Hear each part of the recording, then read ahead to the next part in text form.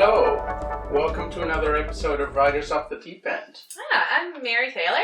And I'm Geoffrey Edwards. And when we say welcome back, we actually both got back recently from trips. That's right. Mm-hmm. So you were in, not New Jersey. I was in rural upstate New York. That's right. And you were in Crete. Right. And these were not just holidays. These were trips connected to were a writing holidays. So let's start with yours. What was the purpose in going to Crete? The purpose was to take advantage of this residency project, which was an offer by the organizers to stay in a house near the beach in Crete for either 1 or 2 weeks. Yeah. In order to work on writing, but you had to submit a project in order to get the support from this. Yeah. And so the project I submitted was, I have been working on this trilogy about the Second World War and its impacts on today, and I'd written parts 1 and 2, and I wanted to write the third part, the third novel in the trilogy.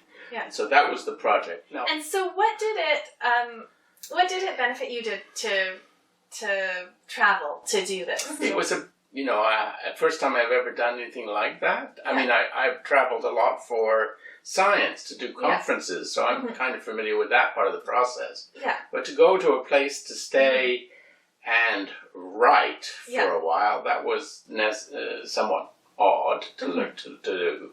Yeah. But had this element of cementing me into this process of taking my writing seriously and being engaged in the writing. There was no Wi-Fi in the house. Which is excellent for productivity. Well, it is, but if you need to do research, it's tricky. Okay. and some of the project involved research. So I would tend to write in the morning, so from 9:30 till 1 or 2. Yeah. I would have a lunch, and then I would go somewhere in the afternoon where they had Wi-Fi so that I could do the research that I needed to support the project. So which tended to be just down the road because there was a tavern down the road that had Wi-Fi. Nice. So you get your table in the tavern. So you get your table, you've got a view of the beach in front of you, and then you're doing research, and that's where people thought I was just vacationing.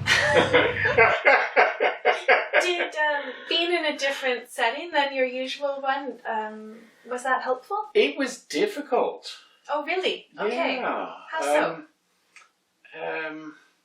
Because it was a very different routine, and I had to learn, I had to get into the rhythm of it, right? So it took a while to get into the rhythm. But once I got the rhythm, then the rhythm helped, right? It carried you forward into this thing. So, yeah. Do you think anything about Crete itself will find its way either into this project or into maybe it's all just being stored up for a future project? Well, it will definitely be going to future projects, but I had one of my characters had a backstory in Spain, and once I got to Crete, I realized this makes so much more sense than Spain as a backstory. So I switched the backstory for the character from Spain to Crete, and then used the time I had there to do the research in terms of driving around and finding locations that would suit to place part of the story in. Yeah. I also met with somebody in the area who was really interested in the project I was doing. She spoke very good English, and she set up interviews for me with some of the locals to talk about their experiences during the war, the people who were still alive. And that was also very useful for the project. So tell us about your experience with it. The reason that I went to rural New York is because I had gotten very interested in the canal system. Viewers might know that way back in the 19th century, they built a canal from the Hudson River to Lake Erie. They called it the Erie Canal. And because of this, all kinds of agricultural products and manufacturing products that were around the Great Lakes were able to be shipped down to New York and across the Atlantic. And it kind of transformed the world, in fact, that this was possible. It opened up the North American continent to sort of expansion by the United States. It made New York the city that it is today. And so it was incredibly important. And then it just kind of stopped being as important. So there is still a New York State barge canal, but the huge manufacturing centers around the Great Lakes are no longer what they used to be. People don't ship things by barge as much anymore. They put them in trucks and trains. Some parts of it have been filled in. Some parts have just been allowed to dry up and disappear. Some parts have highways built on top of them, or have been made into the main street of a city, like Erie Boulevard in the city of Syracuse. And so I was just really fascinated by this thing that was in the landscape and is still in the landscape, but in a different way, and now often as ruins. And so, but it's a writing project. But it was a writing project. So this was the idea. I loved this kind of arc, this trajectory that had happened through history, and I loved its physical manifestation in the landscape. And I decided that I wanted to write a collection of short stories. I think here we have a setting that is incredibly symbolic as well as fascinating in its concrete reality. And to make that the background for fiction, the context for the stories of people who are also going through their own trajectories of flourishing and decay, or of having their dreams change and turn out to be something other than they were from the beginning. It was just such a rich vein. So you spent several months there. I was there for 2 months. Yeah, it was a long residency. I got a little bit of funding for it from the local arts council here in Quebec. Some of the biggest benefits were just from living in a town that had little bits and ruins of old canal structures. So, because when you say ruins, I tend to think about, castle ruins, where you can't mistake the ruin for being a ruin. Mm-hmm. But some of the ruins that you showed in your video footage were a few rocks that you kind of had to know they were the ruin. Oh yeah, you needed expertise, and I was so lucky because as soon as I was there, I met people who agreed to be my local guides, who loaned me their own maps, and I had to kind of bushwhack through the scrub and find them. And the locks are still there in enough that you can still see the lock. Yeah, so some of them, it would be like a chamber walled with limestone, and some of them, the entire chamber's there, and it's 20 feet long and 10 feet wide, and you've got the two walls, and you can see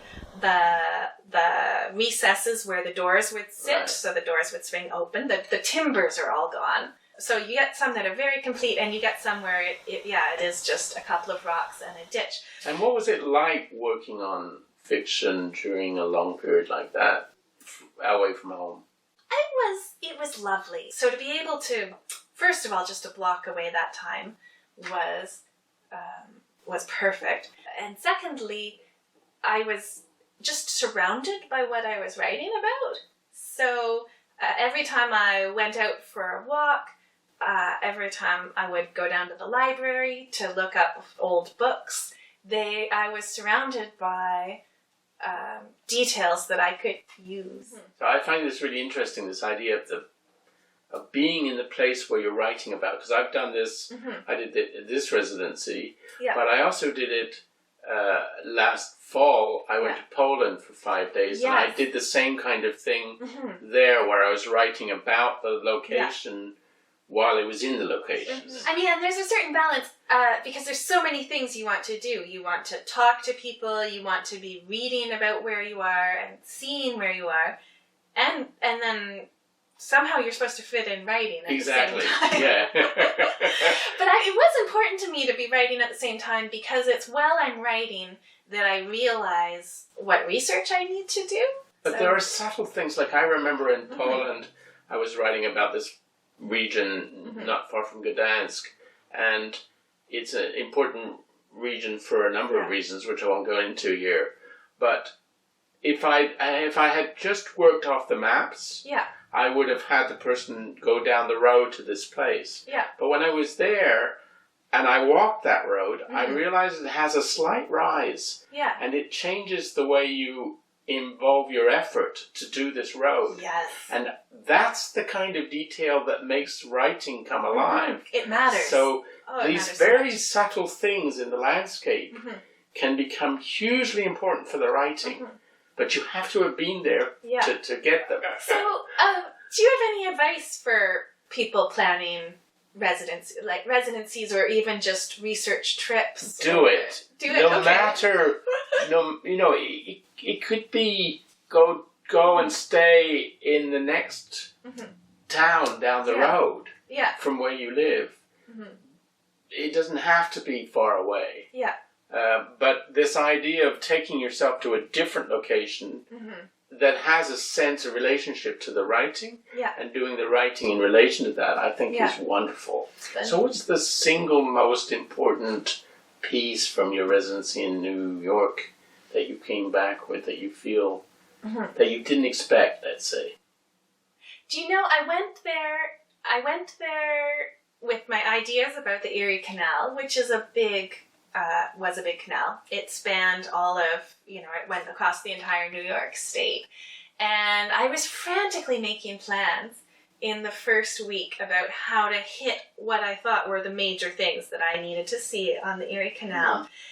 And the longer I was there, the more my plans got smaller.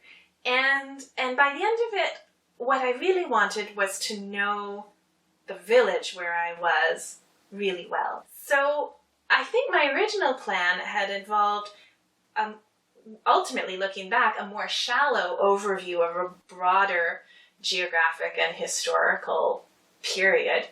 And what about yourself? Would you say what stands out? Well, I mean, the one thing that struck me about Crete is the stony rockiness of the landscape. Okay. And how powerful it is. Yeah. And so, for instance, I stayed at the beach, near the beach, but I fell in love with the middle of Crete, not the beach areas. The mountains. The mountains is what the part that I found the most strong and the most powerful, and the parts that I would go back for.